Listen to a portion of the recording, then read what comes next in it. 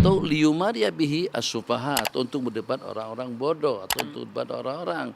Ujung daripada hadis dipersilakan untuk menempati tempatnya di dalam api neraka. Macam mana apa pandangan Nabi sebenarnya? Kalau sekiranya kita ni nak belajar hanya tujuannya untuk berdebat. Silakan Nabi. Apa yang jadi apa yang ngaji lah kalau Tak ingat je. Senang berdebat cerita kan. nanti orang jadi susah aja. Jadi dikatakan kalau seandainya dengan kita ilmu yang kita pelajari tidak lebih daripada untuk mendebat orang-orang, tidak lebih daripada untuk membid'ah-bid'ahkan dan menyalah-nyalahkan orang ramai.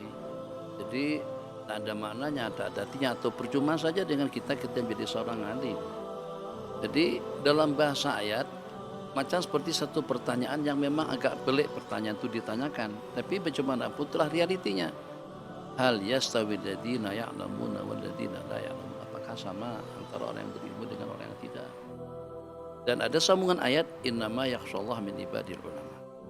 Hanya saja yang takut kepada Allah di kalangan para hamba-hambanya itulah para alim ulama. Berarti di situ ada ilmu, ada khasyah. Bukan ada ilmu, ada debat, tidak. Ada ilmu, ada amal. Bukan ada ilmu, ada debat. Ada ilmu, ada khasyah. Ada ilmu, ada amal. Ada ilmu, ada akhlak. Itu pasangan yang betul. Jadi tidak pernah ada dan tidak pernah berlaku pasangan ilmu dengan egois, pasangan ilmu dengan sifat takabur, pasangan ilmu dengan angkuh, pasangan ilmu dengan untuk mendebat. Bahkan itu terancam. Nabi kita bersabda, orang yang mengaji untuk memalingkan tatapan pandangan orang ramai, atau juga untuk mendebat orang-orang bodoh, atau untuk menunjukkan keilmuan dan juga dengan kalimatnya, falyatabawwa maq'adahu minan nar, dipersilakan untuk menempati tempatnya di dalam api neraka. Allahu Akbar. Itu bukan kita yang nampak tidak cantik. Justru sejak dari azali lagi Allah memberikan peringatan dan amaran ancaman kepada mereka yang kalau ilmunya hanya untuk supaya kita dapatkan popularity. Dia ilmunya untuk kita memalingkan pandangan, tatapan, tumpuan perhatian daripada orang ramai. Yang pada saat ketika itu agar nampak kelihatan orang itu bodoh.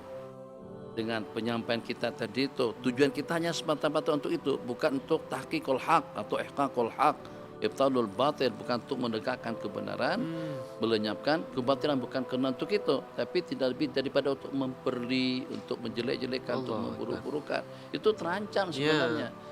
Jadi bukan ancaman daripada SB, polis atau Kementerian Pendidikan. Tidak, terancam dengan ancaman Allah Jalla Jalaluh.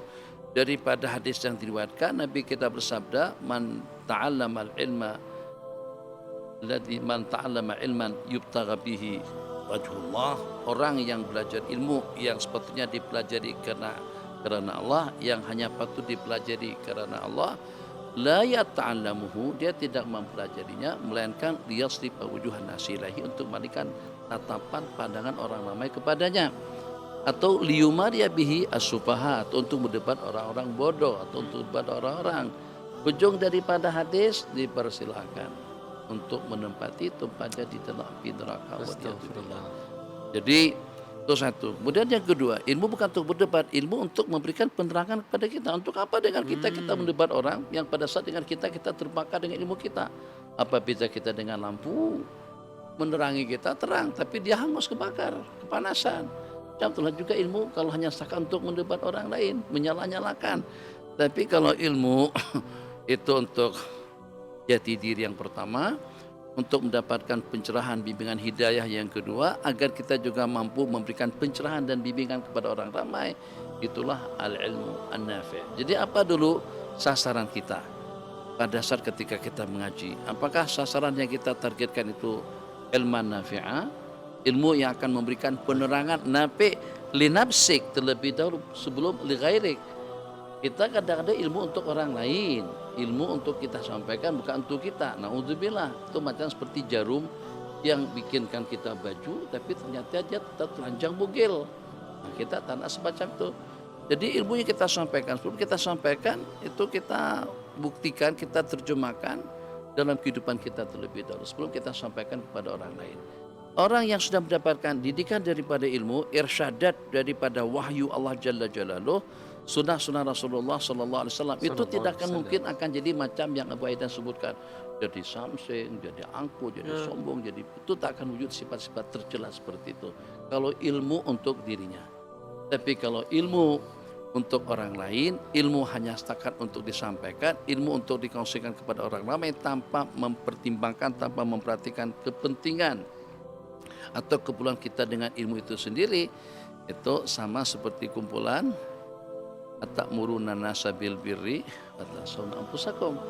Elokah kamu perintah orang ramai dengan kebajikan tapi kamu melupakan diri pribadi kamu sendiri? Kita tidak ingin tergolong dalam kumpulan seperti itu.